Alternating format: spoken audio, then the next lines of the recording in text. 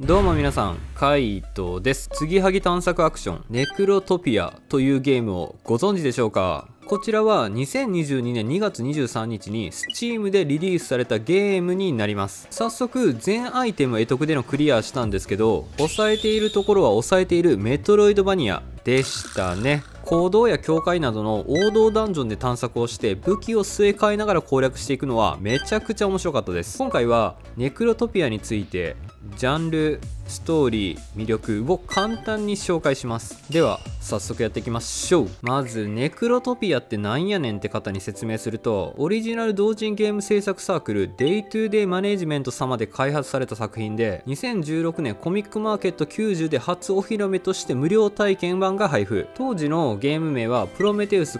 仮になりますね。そして2018年コミックマーケット94で正式名称がネクロトピアに決定します。不設5年目の2021年11月14日のデジゲー博2021秋葉原 UDX で完成版パッケージがリリースされたという感じです。ほんまお疲れ様です。集英社ゲームクリエイターズキャンプでも載っていたので見たことある人いるかもしれませんね。そして Steam で2022年2月23日ということでプレイしやすくなったのがこのゲームです。マジで最高かいな。次にジャンルになるんですが、継ぎはぎ系メトロイドバニアアクションになりますね。継ぎはぎの体で作られた少女モンスターを操作してダンジョン内をくまなく探索しながら突き進む感じです。このゲームの攻撃方法はかなり特殊で、初動としては両腕がない状態でスタートをして道中で落ちている武器を装備して戦うというもの。武器はいろいろな形があり、剣タイプから鈍器タイプ、そして盾からの槍、無知、格闘など計6種類を扱うことができます。これが戦略性運よ。これが一つ一つ攻撃モーションとリーチ、重量、火力が変わってくるので使いやすいのを探すのが面白い。序盤では大きなものを持てないんですけど、後々のスキルアップによって掲げた時は楽しいんですが、使いにくっていう感覚も良かった。ついでにこんなボイラーとかも持てちゃう。タイプ別にそれぞれスキルアタックがあるんですけど、鈍器タイプによるパワーゲーザーがとにかく強かったですね。ステップモーションとしては通常移動からのジャンプ、ドッジロールのみで始まり、宝箱から得得できるスキルで2段ジャンプ、空中ダッシュと抑えているところを抑えています。バフ強化アイテムも宝箱から得得するかアイテム屋からの購入可能でゲットできるんで、序盤は2個、最終4個までつけれて攻撃力アップ、ひるみ回避、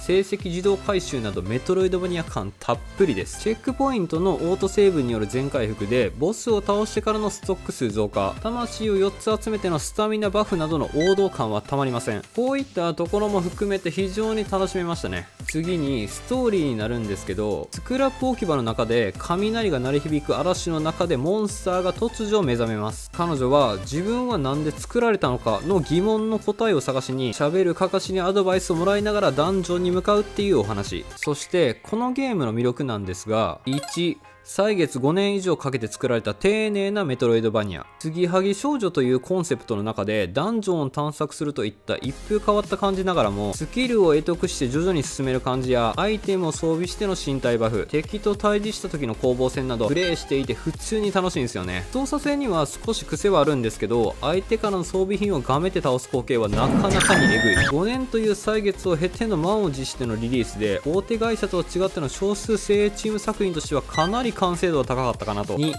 武器の付け替えという戦闘スタイル。継ぎはぎちゃんは落ちている武器を装備して攻撃という独特のスタイルなのがネクロトピア。なんちゃって剣やら松明、十字架、そこら辺の柵、オーガの手、奴隷の鎖など60種類以上あります。マジで把握できんぐらい多い。武器には耐久性もあるんで、攻撃をし続けると赤くなってきて使い切ると砕けるというのが鉄則。得得した武器欄を埋めるためにも常時見つけたら付け替えがいいんですが、一度付け替えると前の武器はロストするんで、ボス戦の時は注意しておくと良いですね。こんなものまで装備できるのかと感心する部分もあるので、探す楽しみをミックスされています。タイプ別にレベル設定があるんで、タイプ武器で攻撃して敵を倒すことでゲージが上がっていきレベルアップします。こちらをまんべんなく上げておくと間違えて武器変しても対応できますね。3、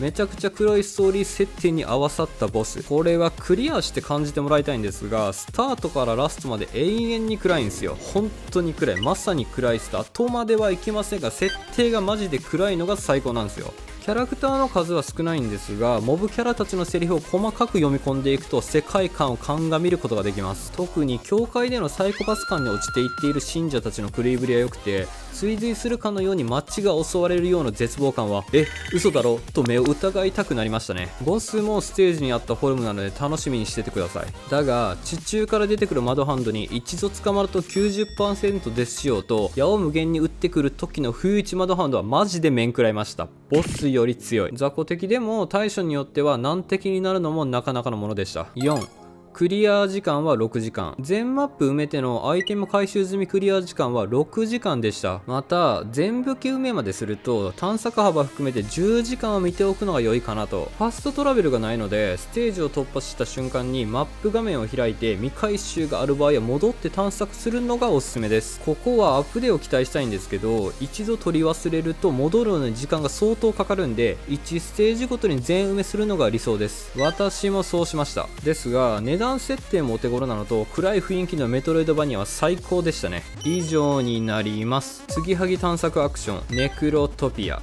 金額も1200円ほどでクリア時間もギュッと短縮されているこの作品、メトロイドバニアとしては抑えているところを抑えているので、このジャンルを好きな方はぜひプレイしてほしいですね。きっと雰囲気が好きな人にはマジで刺さりまくりますよ。余談ではありますが、スイッチ版リリースのクラファンとかしたら結構な金額集まりそうだなと勝手に思ったり、このチャンネルではインディーズ作品を中心におすすめのゲームを一通りクリアして紹介しております。少しでも参考になった方がいればチャンネル登録や高評価をしていただけると幸いです。ではでは、